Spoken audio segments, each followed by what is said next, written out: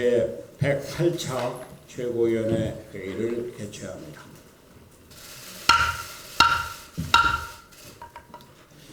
문재인 대통령이 북유럽 3개국 순방을 마치고 어제 귀국했습니다. 문 대통령은 이번 순방 중 한반도 평화에 대한 지지를 호소하는 한편 북한이 국제사회에 실질적인 핵 폐기 의지를 보일 것을 요구했습니다. 또 ICT와 바이오헬스 등 미래 신산업 분야에 대한 합의와 투자를 이끌어냈습니다. 이번 순방의 성과로 평가할 만합니다. 그러나 이번 북유럽 순방은 이 나라들이 우리가 추구하는 미래 비전이기 때문에 더욱 큰 의미가 있습니다. 이들 3국은 세계에서 가장 높은 행복지수를 기록하고 있습니다. 2019년 유엔에서 발표된 행복지수 보고서에 따르면 조사된 156개국 중에 한국은 54위입니다만 핀란드는 1위, 노르웨이는 3위, 스웨덴은 7위였습니다. 이들 노르딕 국가 국민들의 행복지수가 높은 데에는 스칸디나비아 모델 혹은 노르딕 모델이라고 일컬어지는 이들 국가들이 가지는 사회 경제 정책에 있습니다. 이러한 경제 사회 정책을 구성하는 요소는 3가지입니다. 첫째, 노사정 3자 협력에 기초한 전국 중앙 수준의 단체 교섭. 둘째, 혁신 성장에 기초한 자유시장 경제. 셋째, 포괄적이고 포용적인 복지국가입니다. 노사협력에 기초한 전국 중앙 수준의 단체 교섭은 높은 임금은 깎고 낮은 임금은 올리는 연대 임금 정책의 틀 안에서 진행되었습니다.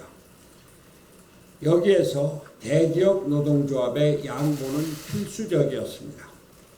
중앙 수준의 단체 교섭은 높은 생산성을 가진 기업으로 하여금 그들이 가진 여력보다 적은 수준의 임금 지급이 가능하도록 했습니다.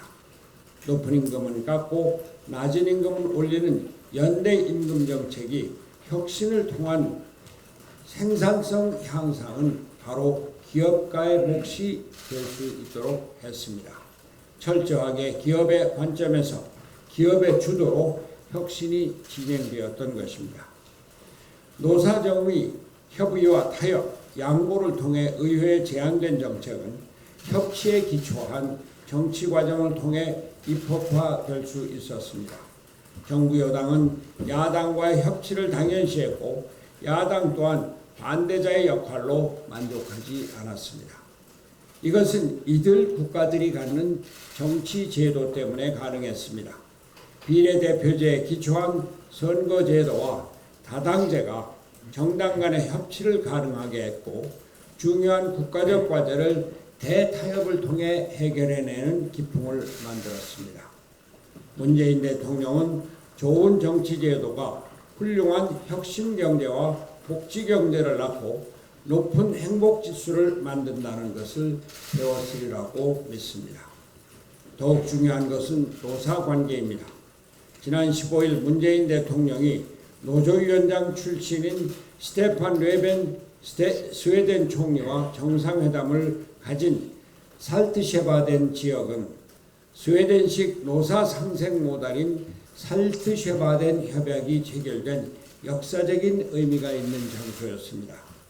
살트셰바덴 협약은 1933년 스웨덴 건설 노조의 장기 파업으로 국가적 위기에 봉착하자 집권 3인당 정부의 중재 아래 스웨덴 노동자 총연맹과 경영자 총연합회가 5년간 협상 끝에 1983년 노동시장위원회, 임금협상, 노동자 회복, 노동쟁의 등 4개 조항을 담은 합의문에 서명한 협약으로 노사 간 극한적 대립을 배제한 평화적 타결로 스웨덴이 갈등 사회에서 복지국가로 탈바꿈한 계기가 된 협약입니다.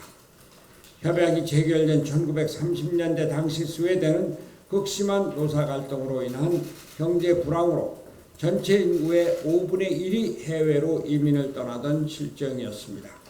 그러나 노사 간 대타협을 이룬 살트쉐바덴 협약이 체결됨으로써 스웨덴은 대립과 갈등의 노사 문화를 대화와 타협의 문화로 바꾸고 세계적인 선진국으로 발돋움할 수 있었습니다. 문재인 대통령도 이러한 역사를 언급하였지만 우리나라는 지금 걷잡을 수 없이 증대되고 있는 노사 갈등이 기업 활동을 옥죄고 있습니다. 북유럽 국가들은 노사관계 안정을 통해 혁신 성장을 이뤄냈는데 문재인 정부는 오히려 친노조 반기업 정책을 펼치면서 노사 갈등은 더욱 커지고 기업은 떠나고 있습니다. 기재부가 지난 14일 발표한 자료에 따르면 올 1분기 해외 직접 투자액은 141억 1천만 달러로 전년도 동기간 대비 약 45%나 급증했습니다. 통계가 작성된 1981년 이후 38년 만에 최고치라고 합니다. 더 심각한 점은 중소기업의 해외 투자액이 전년 동기 대비 2배 수준으로 급증했을 뿐만 아니라 경제 근간인 제조업의 해외 직접 투자액이 140%나 폭증했다는 사실입니다. 이에 비해 국내 설비 투자는 전년 동기 대비 17.4% 감소했습니다. 저도 경제 현장을 많이 방문했지만 그때마다 기업인들은 제발 기업 좀 하게 해달라는 하소연을 쏟아냈습니다. 최저임금은 2년 새에 29%나 올랐고 주 52시간제 등 각종 규제가 기업의 활동을 옥죄고 여기에 친노조 정부를 뒤에 둔 강성노조 민주노총이 대놓고 각종 불법 행위를 일삼고 있습니다. 이러한 환경에서 어떤 기업이 혁신 성장을 이루려고 하겠습니까? 북유럽 국가들이 성장과 복지를 동시에 성취할 수 있었던 것은 노사관계의 안정을 통해 기업이 성장하고 근로자가 복지를 누릴 수 있는 사회경제 구조를 만들었기 때문입니다. 살트쉐바덴 협약도 정부가 나서서 대화와 타협을 이끌어낸 사건입니다. 문재인 대통령이 혁신 성장을 바란다면 친노조 반기업 정책부터 전면 폐기하고 노사관계를 안정시키는 일부터 적극 나서야 합니다. 문재인 대통령이 북유럽 순방을 통해서 배울 것은 배우고 왔기를 바랍니다. 예, 원내대표입니다. 오늘은 국민 여러분께 송구스럽다는 말씀부터 드리게 됐습니다. 국회 정상화 협상의 마지노선으로 설정했던 어제까지 여야 3당 교섭단체 간 협상을 타결짓지 못했습니다. 추가경정 예산안 심의에 앞서 경제청문회를 열어 정부의 경제 실정부터 따져야겠다는 자유한국당과 정치 공세용 청문회는 수용할 수 없다는 민주당의 입장이 팽팽하게 맞서면서 결국 협상이 결렬되고 말았습니다. 이후 여하를 막론하고 국민 여러분이 바라시는 속 시원한 정치를 보여드리지 못해서 정말 송구스럽고 죄송스러운 마음뿐입니다. 바른미래당은 주말까지 협상이 타결되지 않을 경우 6월 임시국회 소집을 위한 독자적인 행동에 돌입하겠다고 약속드린 바 있습니다. 그 약속을 지키겠습니다. 오늘 오후 2시로 예정된 의원총회에서 동료 의원님들과 그동안의 협상 상황을 공유하고 국회 소집을 위한 절차에 착수하겠습니다. 민주당과 자유한국당에 마지막으로 호소합니다. 국회는 국민의 대의기관인 국회의원들이 국민을 위해 일하는 곳입니다. 국회를 열어서 정부가 제출한 예산안을 심의하고 법률을 만드는 일은 국회의원의 권리가 아니라 의무입니다. 심각한 경제난 속에 민생이 시시각각 위협받고 있는 현 상황을 감안할 때 그 어떤 명분으로도 국회 파행을 정당화할 수는 없습니다. 문재인 정부의 경제 정착이 잘못되었다는 것은 바른미래당도 잘 알고 있습니다. 경제가 최악의 국면을 향하는 상황인데도 경제가 성공으로 가고 있다, 이렇게 말하는 문재인 대통령의 경제 인식에 큰 문제가 있다는 것을 저 또한 여러 차례 지적한 바 있습니다. 경제가 잘 되고 있다면서 추경안 처리가 급하다고 말하는 것은 이율 배반의 태도라는 말씀도 드린 바가 있습니다. 그렇다면 국회를 열어서 정부에게 따질 것은 따지고 바로잡을 일들을 바로잡아야 합니다. 별도의 경제청문회를 개최하는 것도 하나의 방법이고 각 상임위와 예결특위에서 정부 관계자를 불러 추경안과 연계하여 경제 현안들에 대한 정부의 입장을 확인하고 태도 변화를 촉구하는 것도 또 다른 방법입니다. 그렇게 하기 위해서라도 국회 문을 열어야 하는 것입니다. 경제청문회를 국회 정상화의 조건으로 삼아 청문회를 하지 않으면 국회 문도 열지 않고 추경안 심의도 하지 않겠다는 주장은 국민들께서 받아들이기 힘든 논리 모순임을 아시기 바랍니다. 협상을 진행하는 과정에서 가장 답답했던 일은 좀처럼 강경한 태도를 누그러뜨리지 않으며 조건 위에 조건을 얻는 자유한국당의 태도였지만 포용력을 발휘하는 대신 야당을 향한 강한 강경 발언으로 분위기를 더욱 험악하게 만든 청와대와 민주당의 태도 또한 마찬가지로 이해하기 힘든 일이었습니다. 지금 이 순간이야말로 정부 여당의 결단이 필요한 시간이라고 생각합니다. 다소간의 무리한 감이 있더라도 상대방의 요구를 통 크게 받아들여 주는 것이 궁극적으로 협상에서 이기는 길이고 끝내 국회 정상화를 무산시키는 것이 패배하는 길입니다.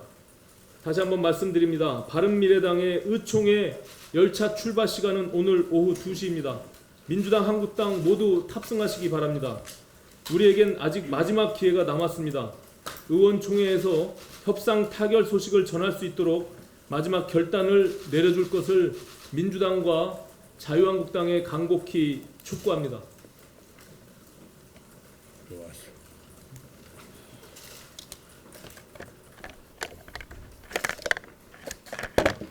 예, 오늘 한 가지만 말씀드리겠습니다.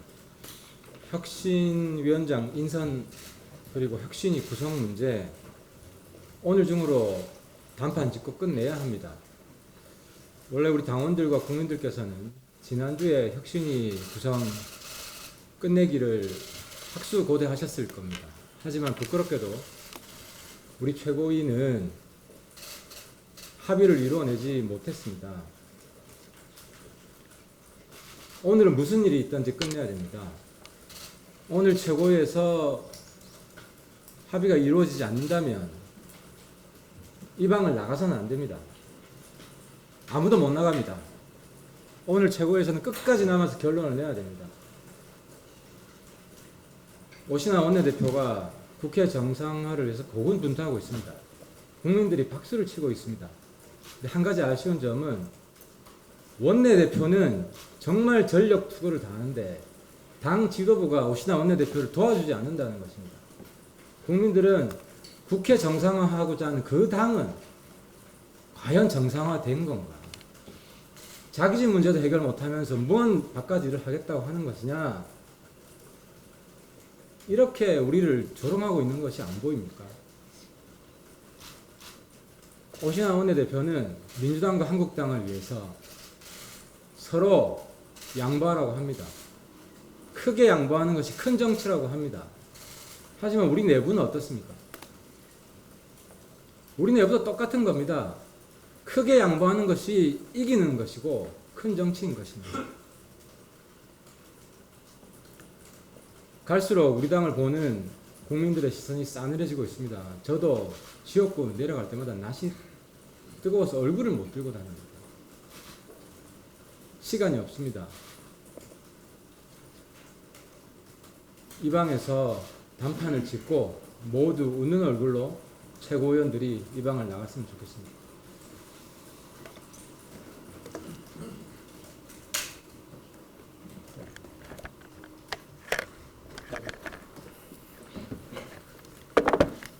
지난 주말 홍콩 시민들은 집회 현장에서 임을 위한 행진곡을 부르며 광주 민주화운동의 정신을 잇겠다고 했습니다. 우산혁명 때의 레미제라블의 민중의 노래와 함께 민주주의를 위한 저항의 노래로 불려지고 있습니다. 우리 당의 이종철 대변인이 발표한 바른미래당의 지지가 사우스차이나 모닝포스트에 크게 소개되어 지난 주말 동안 감사를 표하는 메시지를 SNS상에서 많이 받았습니다. 제 긴급 안건에 동의해 주셨던 동료 최고위원들께 사의를 표합니다. 캐리람 홍콩 행정장관이 송환법 입법을 잠정 중단하겠다고 발표한 뒤에도 많게는 200만 명이 다시 운집하고 어제 첫 사망자가 발생하자 다시 추진할 일정표는 없다고 하며 사실상의 법안 폐기를 이야기했습니다. 하지만 이미 자신들의 자유를 빼앗길 위기에 직면했던 홍콩 시민들의 분노가 완벽히 잠재워질지는 미지수입니다. 정부가 외교적인 마찰을 우려해서 홍콩 민주화운동을 지지하지 못한다는 변명과 다르게 미국과 영국, EU 등 민주주의 선진국들은 민주주의의 보편성과 절대성의 원칙에 따라 지지 의사를 밝히고 있습니다. 만약 정부가 못한다면 정당과 시민사회단체들이라도 힘을 모아야 하는데 6월 17일 현재로 홍콩 민주화운동에 대한 지지 입장을 명확히 한 정당은 우리 바른미래당뿐입니다. 우리나라의 인권과 민주주의를 다룬다고 하는 시민사회단체들은 또 왜 침묵하는지 되묻고 싶습니다. 지금까지 환경 문제에 대한 선택적 대응, 민주주의와 인권에 대한 선택적 대응, 각종 사안에 대한 정부의 내로남불과 더불어 시민사회단체들의 순수성도 이제 의심하지 않을 수 없습니다.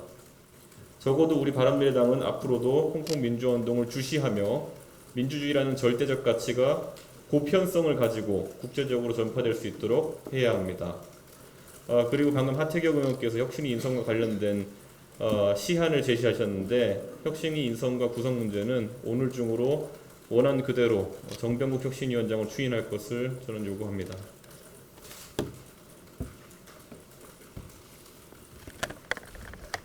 국회가 정상화되지 않기 때문에 국민들에게 죄송하다고 우리 오신환 대표 얘기했는데요. 저도 우리 당이 지금 제대로 정상화되지 않기 때문에 국민들에게 죄송하다는 말씀을 드리겠습니다. 일에는 우선순위가 있습니다. 급한 일도 빨리 해야 되지만 중요한 일을 먼저 해야 되죠. 그런데 바른미래당에서 혁신위는 급하고도 중요한 일입니다. 근데 시간을 자꾸 질질 끌고 있습니다. 더 이상 시간이 없습니다. 저는 당 내부 문제가 해결되기까지는 전까지는 외부 문제에 대해서는 일체 언급하지 않겠습니다. 하태경 최고위원이 얘기했듯이 오늘 바른미래당의 혁신위는 어떤 식으로든 결론이 나기를 촉구합니다. 감사합니다.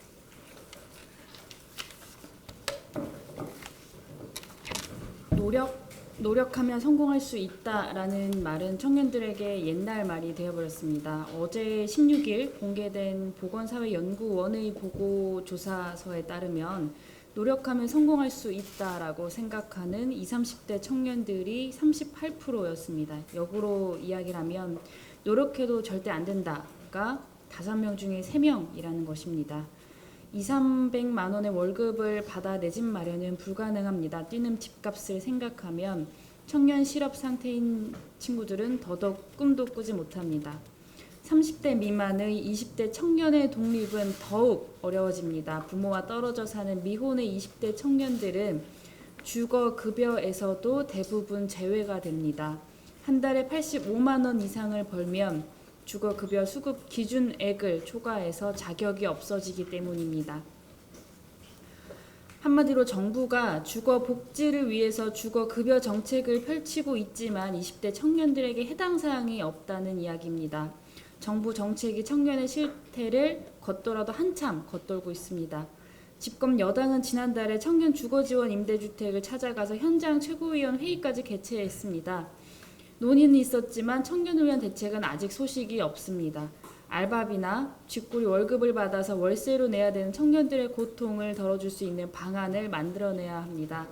지난주에 바른미래당 의원님들을 비롯한 많은 의원님들의 도움을 받아서 청년 인지예산제 신설 법안을 제가 대표 발의했습니다. 청년 문제를 조금 더 근본적이고 체계적으로 대응하자는 차원이자 효율적으로 예산을 짜서 청년을 위한 목적성과 실효성을 거두자는 취지입니다.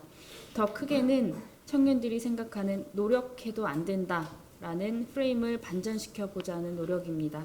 청년 문제에 대한 관심 또 그리고 청년 인지 예산제에 대한 관심을 부탁드립니다. 이상입니다.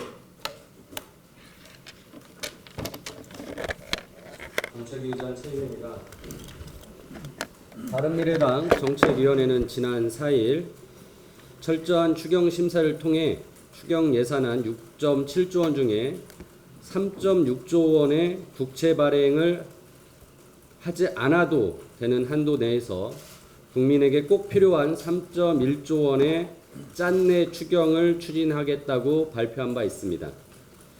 또 어제는 소득 주도 성장의 부작용을 치유하고 규제 개혁과 혁신 성장으로 민생 경제를 회복할 수 있도록 최저임금법, 근로기준법, 규제개혁법, 신성장 육성법, 자본시장을 통한 구조조정법 등 경제 관련 우선 중점 처리 법안을 발표했습니다. 민주당과 한국당이 불필요한 정쟁을 할 때 우리 바른미래당은 경제 회복과 민생을 위해 준비를 차곡차곡 했습니다. 그리고 6월 임시국회를 대비한 준비를 마쳤습니다. 바른미래당이 정책 정당으로 대안을 준비하고 있을 때 민주당과 한국당은 무엇을 하고 계셨습니까? 경제가 악화되고 민생이 파탄나고 있는 대한민국의 현실과 국민들의 절규가 보이지 않습니까? 국회 정상화를 놓고 부리는 한국당의 생떼를 더 이상 봐주지 않겠습니다. 또한 한국당의 생떼에 똑같은 비아냥으로 대응하는 민주당도 봐주지 않겠습니다. 두 양당은 6월 임시국회 정상화는 선택이 아니라 필수이고 국민의 명령이자 국회법상의 의무를 다하는 점이라는 걸 잊지 마시기 바랍니다. 박근혜 대통령 사면 관련해서 말씀드리겠습니다. 지난 13일 자유한국당 나경원 원내대표가 한 유튜브 채널에 출연해 박근혜 전 대통령의 형량이 지나치게 가혹하다며 정부가 결단해야 될 때가 왔다라고 말했습니다. 지난 3월 한국당 황교안 당대표도 박근혜 전 대통령의 건강이 안 좋다며 국민들의 여러 의견이 감안된 조치가 있으면 좋겠다고 말한 바 있습니다. 그러나 사면법상 특별 사면은 대통령의 고유 권한으로 사면은 형이 결정된 범죄인에 대해 집행할 수 있기 때문에 국정농단 재판과 국정원 특활비 수수 재판이 진행 중인 박근혜 전 대통령에게는 해당되지 않습니다. 황교안 대표와 나경원 원내대표가 검사, 판사 출신으로 이를 모를 리가 없습니다. 누구보다 법을 잘 아는 두 사람이 법적으로 불가능한 주장을 하는 것은 결국 총선용, 보수층 끌어안기를 위한 정치적 수사에 불과합니다. 자유한국당에 묻겠습니다. 박근혜 전 대통령의 탄핵안 가결 직후 고개 숙여 사죄하고 자숙하던 분들은 다 어디가 계십니까? 그 사이 집권 여당으로서 박근혜 전 대통령의 국정농단 책임을 잊으신 건 아닙니까? 한국당은 박근혜 전 대통령 탄핵을 만든 국민, 국회, 헌법재판소를 더 이상 무시하지 마십시오. 이상입니다. 예, 문병호 주거위원입니다. 내년 총선이 민주당, 자유한국당 2파전의 그림이 될지 민주당, 자유한국당, 바른미래당 3파전의 그림이 될지가 가장 큰 총선 관전 포인트입니다. 내일 선거를 한다면 민주당, 자유한국당 2파전 그림의 총선이 될 것이라는데 이의를 달기 어려울 것입니다. 그러나 저는 내년 총선이 민주당, 자유한국당, 바른미래당 3파전의 그림으로 치러질 것이라고 확신합니다. 지난 20대 총선을 1년을 앞두고 20대 총선에서 정당 득표율 26.74%, 38석의 국회의석을 얻는 국민의당이라는 제3당이 나올 줄 누가 예상했겠습니까? 우리나라에서 기득권 양당 체제를 바꾸고 새로운 정치 체제가 나오길 바라는 제3지대의 변화 에너지는 과거부터 상당한 힘으로 존재해 왔습니다.